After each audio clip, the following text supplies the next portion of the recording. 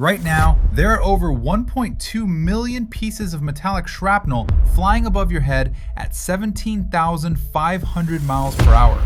A single tiny collision could send humanity back to the 1980s. We are living in a golden era of space exploration.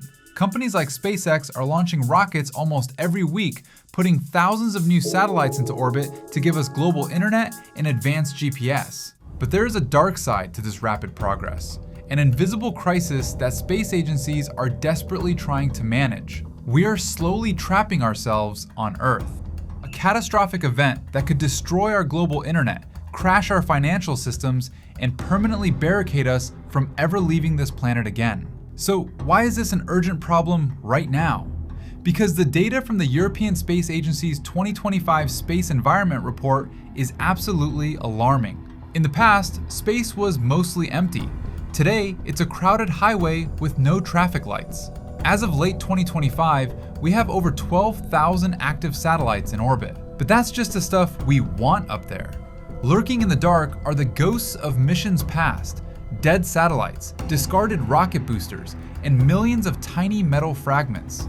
The ESA officially estimates that there are over 1.2 million pieces of space debris larger than 1 centimeter orbiting our planet. And let me be clear, at orbital speeds of around 17,500 miles per hour or 28,000 kilometers per hour, a 1 centimeter bolt hits with the explosive force of a hand grenade. The World Economic Forum recently reported that dense debris clusters are forming at critical altitudes, specifically around the 800 kilometer mark. They project up to a 29% probability of a major collision in these bands by 2032 if we do nothing. We are basically playing Russian roulette with the infrastructure of modern civilization. This brings us to the nightmare scenario, the Kessler Syndrome. Coined by NASA scientist Donald Kessler back in 1978, this theory describes a domino effect in space. Imagine a dead satellite gets hit by a piece of junk. It shatters into 1,000 new pieces of high-speed debris. Those 1,000 pieces spread out and hit 10 other satellites, which turn into 10,000 pieces. The cycle repeats, growing exponentially until low Earth orbit becomes an impassable blender of metallic shrapnel. The commercialization of space has hyper-accelerated the timeline. With mega constellations being deployed, the density of active objects is now matching the density of space junk. SpaceX's Starlink satellites already have to perform automated collision avoidance maneuvers constantly. If a localized cascade of collisions happens, we could face economic losses of up to $42.3 billion in the next decade just from spacecraft replacements. Quick question for you guys. If the internet and GPS went down worldwide tomorrow because of a space collision, what is the very first thing you would do? Let me know in the comments below. You might be thinking, I'm not an astronaut, why should I care if space gets messy?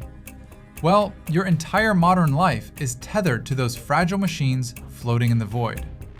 A full-blown Kessler cascade wouldn't just look pretty as shooting stars burning up in the atmosphere, it would be a technological apocalypse. First, your GPS is gone. That means no Google Maps, no Uber, and no global shipping logistics. Cargo ships and airplanes rely on satellite navigation to operate safely. Second, communication grids would collapse. Global internet networks and military communications would go dark. But the scariest part? Financial markets rely on the ultra-precise timing signals provided by GPS satellites to timestamp millions of digital transactions every second. Without it, the stock market, ATM networks, and credit card systems could freeze completely. We would be thrust into a technological dark age. And because the orbital bands would be filled with lethal shrapnel, we wouldn't be able to launch replacement satellites to fix it. The cage door would be permanently locked. In recent developments, strict 5-year post-mission disposal rules are being implemented, meaning operators must deorbit their dead satellites much faster. Furthermore, active debris removal, ADR missions, are transitioning from science fiction to reality. The European Union's Clear Space 1 mission acts like a giant space claw machine to capture large debris. Meanwhile, innovative 2026 projects like Taraz are developing low-cost systems using tethered aerobrakes. Think of it like a cosmic tow truck that drags junk back into the atmosphere using natural air resistance. We are finally waking up to the environmental crisis of low Earth orbit, shifting our mindset from launch and forget to sustainable space stewardship. The space around Earth is a finite natural resource, much like our oceans and forests. We are slowly trapping ourselves on Earth, but the keys to the cage are still in our hands. By implementing strict international regulations and investing in debris removal technologies, we can clean up our act before the Kessler Syndrome becomes our reality. Thank you so much for watching. If you want to stay updated on the most mind-bending tech and space topics, make sure to subscribe to the channel and ring the bell. Also, I want to hear from you. Should private companies be heavily fined for leaving trash in space? Drop your thoughts in the comments below and I'll pin the best answer.